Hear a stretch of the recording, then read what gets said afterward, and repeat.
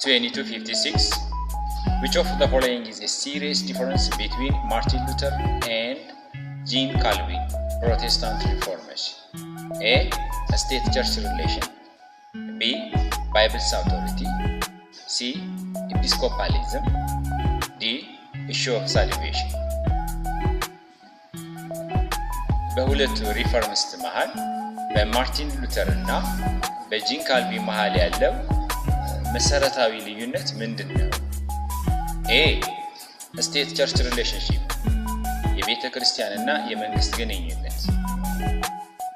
ይሄን ስንል አንደኛው የቤተ ክርስቲያን መሪዎች የመንግስት መሪ መሆን አለባቸው የሚል አቋም አለው እያለ ነው። አንደኛው ደግሞ የቤተ ክርስቲያን መሪዎች ሴኩላር መሆን አለባቸው፣ የመንግስት መሪዎች ሴኩላር መሆን አለባቸው የሚል አቋም አለው እያለ ነው። ሁለተኛ ባይብልስ አውቶሪቲ።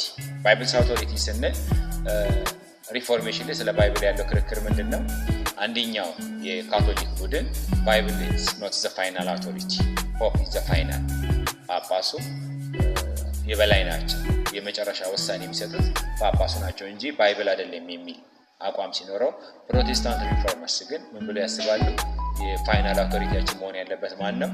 ባይብል ነው የሚል አቋም አላቸው። ኤጲስኮፓሊዝም ይሄ በቀሳውስትን በተመለከተ ነው።